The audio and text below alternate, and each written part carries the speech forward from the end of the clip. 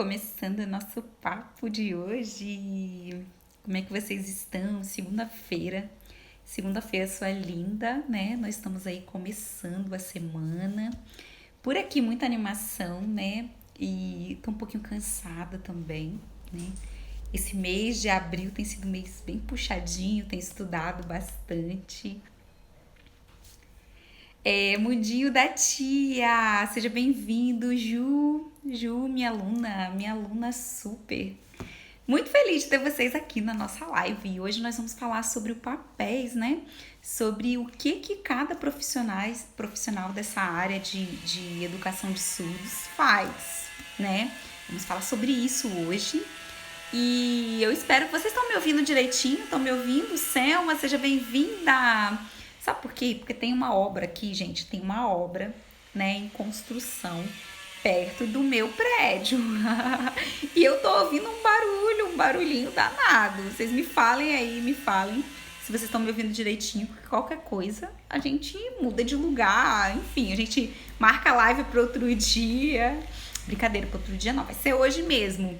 Degmalha, minha aluna também do Alfabetização de Surdos. Gratidão por ter vocês aqui. E vamos lá, né? Vocês sabem que, né? Eu não tô aqui pra papo furado, né? A gente vai direto ao assunto. Que bom que vocês estão me ouvindo aí. Dá pra ouvir tranquilo. Que bom, Ju. Vamos direto ao assunto, gente. Porque quando se trata dessa área de educação de surdos, tudo é muito confuso, né? Por quê? Porque tudo é muito novo também. Então, eu trouxe aqui quatro comentários, né? De professores, de mãe de aluno, e de professores também de sala de aula e de um surdo, sobre essa questão dos profissionais que ensina aí o surdo na escola. Aí a professora me disse assim, Prof. Cassi, eu sou professora bilíngue, mas olha, quase que eu não dou atendimento. O atendimento é bem pouco para o surdo. Ela ensina português para o surdo, mas bem pouco. Por quê? Porque eu preciso ajudar todos os professores a adaptar as atividades. São tantas atividades que agora na pandemia ela está trabalhando em dobro, ela está trabalhando muito. Fabiana, seja bem-vinda, seja bem-vinda. Então, olha só que situação, gente. Uma professora veio até a mim, né, falar, Prof. Cássio, me ajuda, né, me ajuda, já que você fala, que você é dessa área, que ensina, né, já tem muitos anos, tem mais de 10 anos, tá, gente, que eu ensino nessa área. Essa professora veio me pedir socorro, porque ela não dá conta, é muitas atividades. Então, já adianto para você, sobre as atividades para surdos, sobre essa questão de sobrecarga, tem uma live, né, salva no meu feed, que você pode assistir ela, que vai ter informação, né, vai ter informações aí sobre a adaptação de atividade, o que você faz. Mas esse é um problema, né, gente? Esse é um problema. Segunda situação, né, é uma mãe de surdo. Ela fala o seguinte, meu filho tem 3 professores. Eu não sei qual professor que eu vou escolher para pedir ajuda. Olha que situação, né? A mãe do surdo não sabe, né? Qual profissional que ela vai chamar para pedir ajuda. Com qual que ela vai falar. Porque ele tem 3 professores. Que coisa, né? Será, gente, que tem 3? Vamos descobrir, né? Um outro relato, o professor é um professor da sala regular, tá, gente? É um professor da sala regular. Ele diz o seguinte, o surdo tem 3 professores, eu não preciso fazer nada para ele, não. Ele já tem 3, né? Eu sou professor e eu tenho muitos alunos, mais de 300 alunos. Como que eu vou dar atenção, foco para um aluno surdo?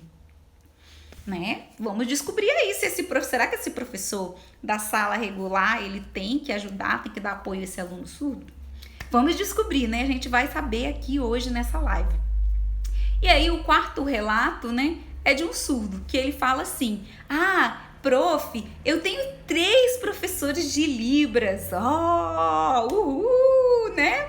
Gente, será que esse surdo tem 3 professores de Libras? Será que é só de Libras? Vamos falar também aqui hoje nessa live. Seja bem-vindo, Ronisson. Seja bem-vindo, Rosilene. Muito feliz, muito alegre e feliz de ter vocês aqui na live. né? Então vamos lá, deixa eu contar para vocês, né? Contar para vocês a minha experiência, né? Um pouquinho do que eu já passei, né? Em sala de aula. Lá no ano de 2009, eu comecei a trabalhar numa escola, né? Numa escola e eu trabalhava como intérprete de Libras. Intérprete de Libras. O que aconteceu? Nessa escola não tinha professor de AEE. Não tinha, né? Era só eu. Na verdade, não tinha nem sala de AEE, não tinha. Era só eu, intérprete e minha aluna, né? E todos os professores da escola. Elba, seja bem-vinda. M. Karen, seja bem-vinda também aqui na nossa live. Pessoal que tá chegando, pega esse aviãozinho aí, ó, manda pro pessoal, chama pelo menos umas 5 pessoas para vir aqui para a live e sobe o coraçãozinho para eu saber se vocês estão entendendo, se tá fazendo sentido, se vocês estão gostando ou não, se tá chato, prof. Vocês falem aí, tá? Por quê, gente? Porque o tema dessa live aqui é um tema bem polêmico, vai dar problema, né? Vai dar polêmica. E aí, vai ser muito bom, vou gostar muito da participação e interação de vocês, fiquem à vontade, certo? Então, quando eu comecei a trabalhar na área de educação de surdos, eu era intérprete. E aí, o que tinha na escola, né? Tinha os professores regulares, que a gente fala, né? Os professores normais, digamos assim. E a minha aluna, né? A minha aluna, ela só tinha eu de intérprete. Ok. Eu, gente, não conhecia nada. Eu não tinha estudado profundamente a história de educação de surdos. Eu não tinha muito conhecimento, né? Até porque eu caí de paraquedas. Tipo assim, foi um negócio de sorte eu ir pra sala de aula trabalhar como intérprete.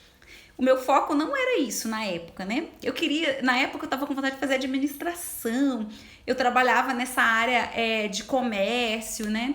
Então eu gostava muito dessa área de comércio, eu gosto muito de me comunicar, né? Vocês já perceberam.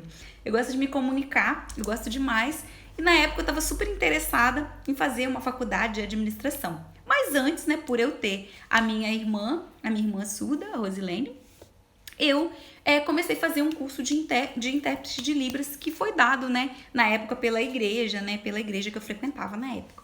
Então, eu era fluente em Libras, né, eu gostava de fazer interpretações. Por que eu gostava? Sempre a minha irmã Rosilene estava junto comigo. Então, praticamente eu era obrigada a fazer interpretação, gente. Qualquer lugar que eu ia, eu fazia interpretação. Eu era tipo assim, intérprete 24 horas. É cansativo, tá, gente? É cansativo, muito cansativo.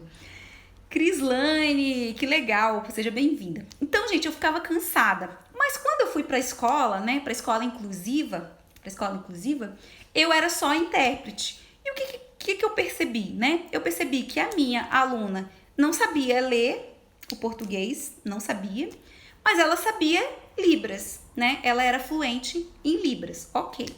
E aí, eu não sabia o que fazer. Quando eu percebi que ela não sabia português, eu entrei em desespero. Eu fiquei assim, que absurdo, meu Deus, ela não sabe português, e agora, o que eu vou fazer?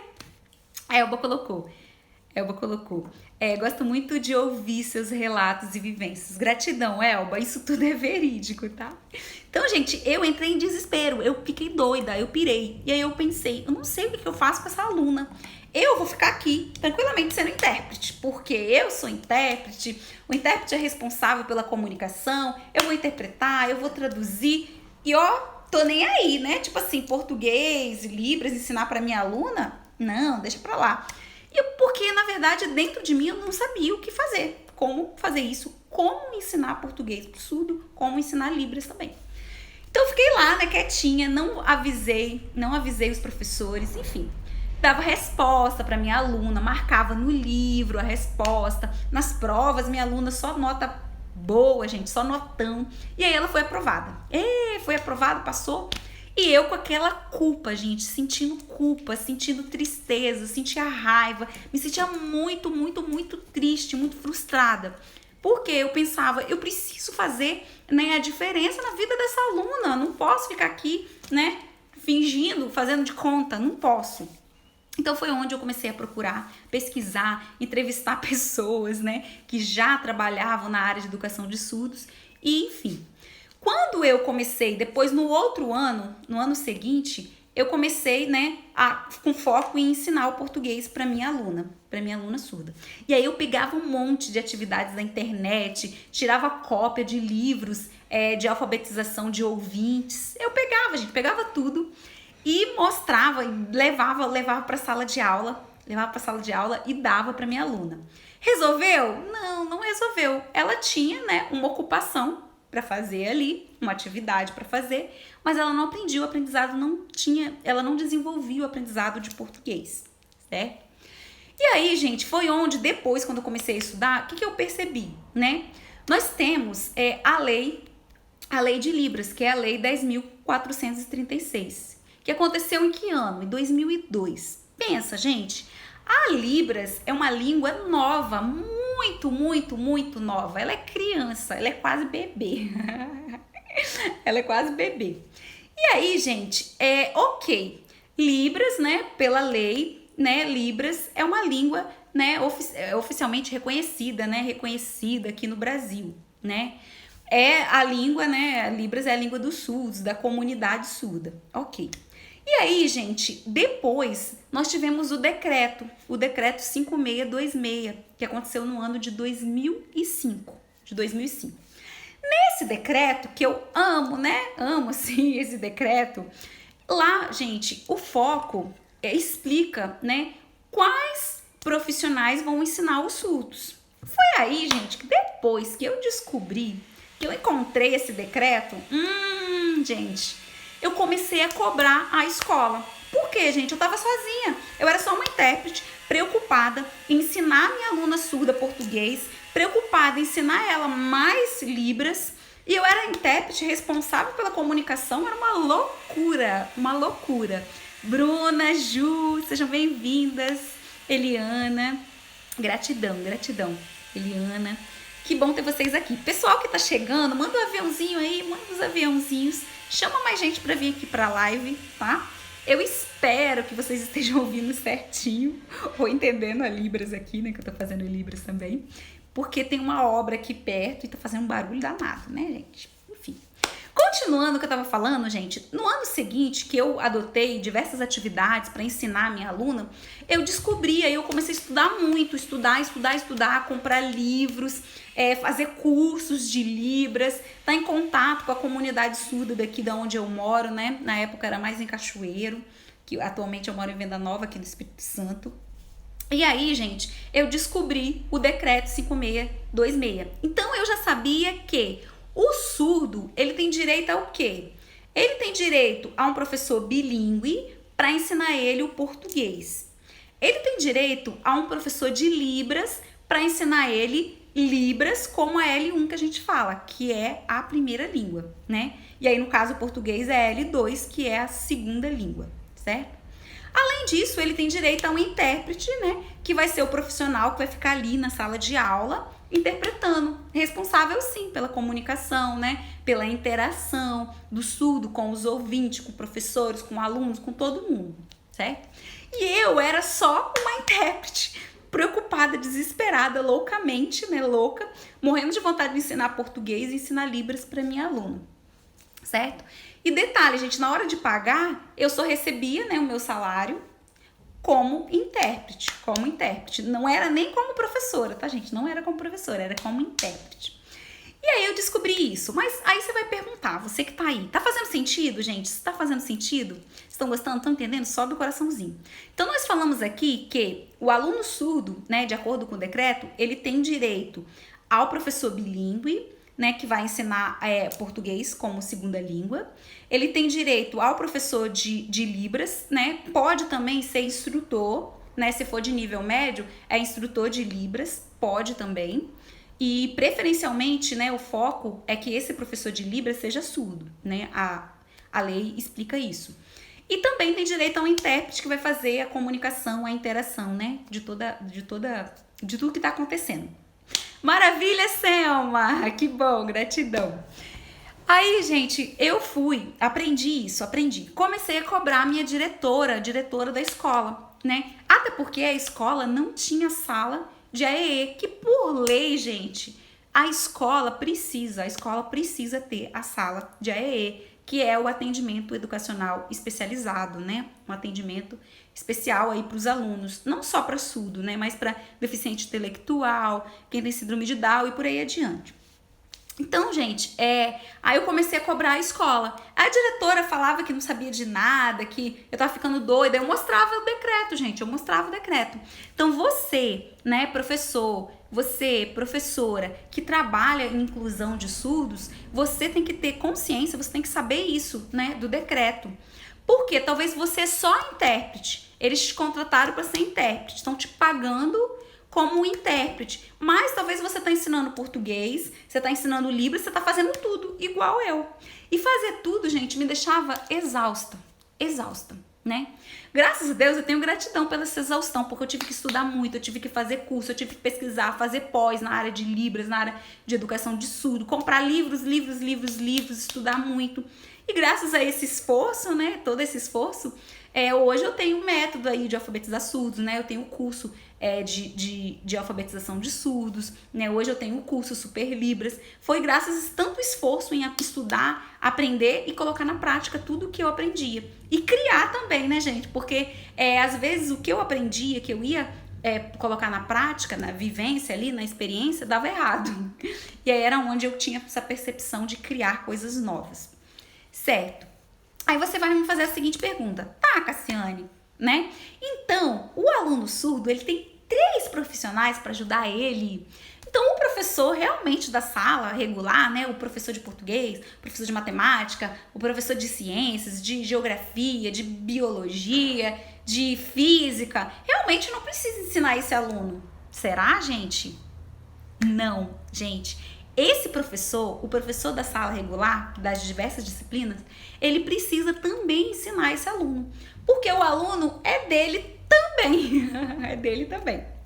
E por quê? Né? Por que a gente vive isso hoje? Por quê? Talvez você tá se pensando aí. Gente, mas que coisa mais estranha, né? Que coisa mais, tipo assim, Cassiane, tô de boca aberta aqui, tô querendo entender. O surdo, então, tem direito a 3 profissionais na escola, mais os professores da disciplina regular? Sim, sim. Mas você tá pensando, por que a gente vive isso, gente? Que loucura, né? Isso daí é um processo que faz parte da história da educação, né, de surdos, tá, gente? Inclusive, se você, lá para maio, eu vou abrir, né, eu vou fazer um evento muito legal, né, falando aí sobre a alfabetização de surdos. E aí lá, né, nesse evento eu vou explicar para vocês melhor a história de educação de surdos, né, para você entender mesmo. Mas já antecipando para você, Selma colocou, esse aluno nos anos iniciais tem direito a um intérprete? Sim, Selma, sim. Todas as séries, gente, né, ensino fundamental 1, ensino fundamental 2, ensino médio, faculdade, precisa ter um intérprete. E ele precisa do intérprete mais o professor bilíngue mais o professor de Libras, tá, gente? E se eu não me engano, na educação infantil também, tá, gente? Então, é porque as pessoas não sabem a lei, gente, né? Você que é mãe de surdo, pai de surdo que tá aqui assistindo essa live, você que é intérprete, você que é professor bilíngue, não sei, né? Você tem que ter esse conhecimento para você não trabalhar sozinho e ficar exausta, né? É um conjunto. Na educação infantil também, tem que ter, gente, na educação infantil também. Educação de criança infantil também. Precisa desses profissionais. E aí, o que acontece, né? Por que a gente vive isso hoje? Porque na história de educação de surdo, né? Na história, já testaram aí diferentes métodos para ensinar os surdos. E aí a gente veio de um método do oralismo, né? Que ensinava aí os surdos a falar. Tem muitos surdos que falam, tem muitas pessoas, né? Família de surdos que não gosta que o filho aprende Libras, né? Podemos falar isso em outra live, não é o foco aqui, mas a gente pode falar disso um outro dia. E aí, voltando aí na questão do oralismo, depois do oralismo, né, também teve aí, junto com o oralismo, a questão da comunicação total. A comunicação total é um método que, assim, você pode ensinar o surdo com tudo. Você pode fazer mímica, pode fazer gesto, pode ensinar oralização, pode ser língua de sinais, é uma loucura. Comunicação total é tudo, né? E depois veio essa proposta bilíngue. Hoje a gente vive essa proposta bilíngue, tá, gente? Essa proposta bilíngue. Nessa proposta bilíngue, o surdo tem direito a esses profissionais na escola regular, na escola de ouvinte. De tanto que hoje não tem mais escolas especiais para surdos, né? A gente tem o CAS, que a gente fala, que é um centro, né, um local de apoio à educação de surdos. Mas não é mais a escola, né, própria ali, escola especial, né, particular, digamos assim, para os surdos. Não é. Os surdos, eles têm que ir para a escola de ouvinte, a escola regular, a escola de ouvinte. E aí, na escola de ouvinte, ele tem direito a esses 3 profissionais. E o professor da sala regular também é o professor dele. Então, se você é professor aí de, não sei, de alfabetização, professor de educação infantil, professor de ciências, de geografia, de história, matemática, enfim, o aluno surdo é seu também. Então, você vai ter que trabalhar junto, em parceria, em total apoio aí com o professor bilíngue, com o professor de Libras e com o intérprete. E o que acontece muitas vezes? O que acontecia comigo? Quando eu chegava numa escola, gente, eu era intérprete, tipo assim, era salvadora da pátria. A intérprete chegou! Eu fiz até um vídeo, né? Eu fiz até um vídeo ontem mostrando pra vocês. Porque quando o intérprete chega, os professores, né, de ouvinte, eles falam assim, olha, é seu, o aluno é seu. Tipo assim, se vira. Só que não, gente, né? Só que não. Nós, na escola bilíngue, a gente vai trabalhar junto, né? Nessa proposta bilíngue, a gente vai trabalhar junto. E aí os professores de AEE, o intérprete e os professores de ouvinte, nós, todo mundo junto. Não tem separado, né? Um apoia o outro, um ajuda o outro. A Ju perguntou, todos os professores deveriam saber Libras. Perfeito, Ju, perfeito. Todos os professores, gente, deveriam saber Libras. Por quê? Às vezes esse professor aí, da sala regular, ele chega na sala, ele não fala nem oi, nem bom dia com o aluno. E aí o aluno surdo, que tá ali junto, né, do intérprete, porque às vezes esse professor regular, ele pensa que o intérprete é o professor do aluno surdo, só que não, né? O intérprete, ele é o profissional que ele vai mediar a comunicação. Ele não tem essa responsabilidade, assim, de ensinar, de ter um método de ensino. Não, ele vai interpretar. Claro que ele ajuda muitas vezes ali o professor, sim. E ele precisa interagir muito, gente, interagir muito com o professor da sala regular. Quando eu trabalhava como intérprete, eu conversava muito com os professores, eu perguntava a eles que assunto, né, que conteúdo que eles iriam ensinar, para me ficar, assim, ligada mesmo, para me ter atenção. E chegar lá na hora da aula, interpretar com perfeição, levar todo o material visual, né? Tem toda uma experiência aí, certo? Então é isso, gente, ó. Nós temos, então, o professor do AE, qual o papel, né? Vamos aí. O professor bilíngue, ele fica muito sobrecarregado. Quando eu comecei a live, eu falei isso, sobre a questão da adaptação.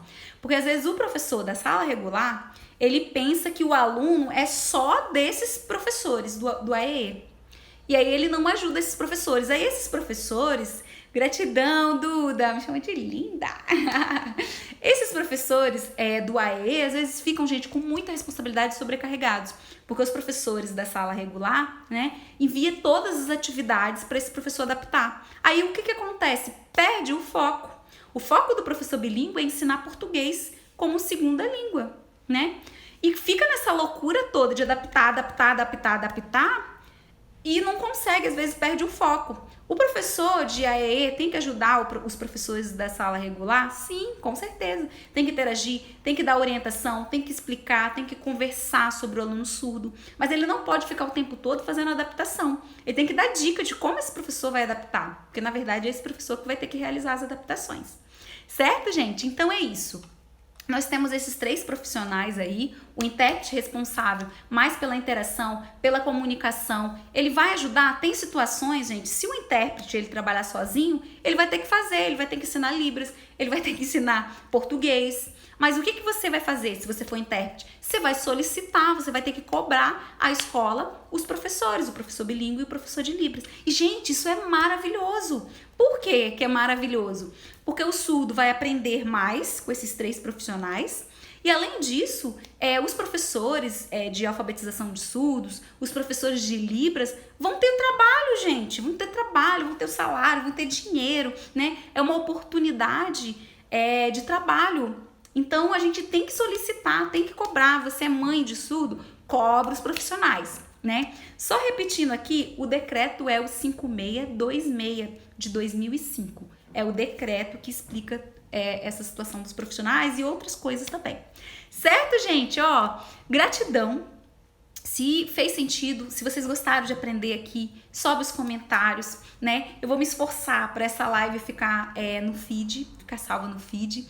E eu quero agradecer de coração mesmo. Estou muito feliz de estar aqui com vocês, muito feliz, muito alegre, né? Me sinto muito, muito honrada, assim, de poder compartilhar com vocês o conhecimento, de poder interagir aqui. Espero mesmo de todo o meu coração ter contribuído, ajudado, trazido esclarecimentos aí, novas ideias, né? Ideias novas. E que vocês possam cobrar, gente. É um direito do surdo por lei. O surdo pode cobrar esses profissionais, né? E a gente tá aqui junto para isso, pra gente interagir, né, transmitir esse conhecimento e levar também esse conhecimento para todo o Brasil, né? E a gente nós estamos juntas aqui. Dúvidas, perguntas, podem me mandar, né? E foi um prazer imenso, gratidão, gratidão, gratidão. Uma linda semana para você. E nós estamos juntos nessa aí, né? A minha missão é fazer com que os surdos aprendam aí Libras e aprendam a ler, gente, entender o português. Por isso que falando para vocês que em breve, em maio, nós vamos ter sim, né, uma semana aí de alfabetização de surdos pra gente interagir ainda mais, certo? Beijo no coração, abraço e até breve!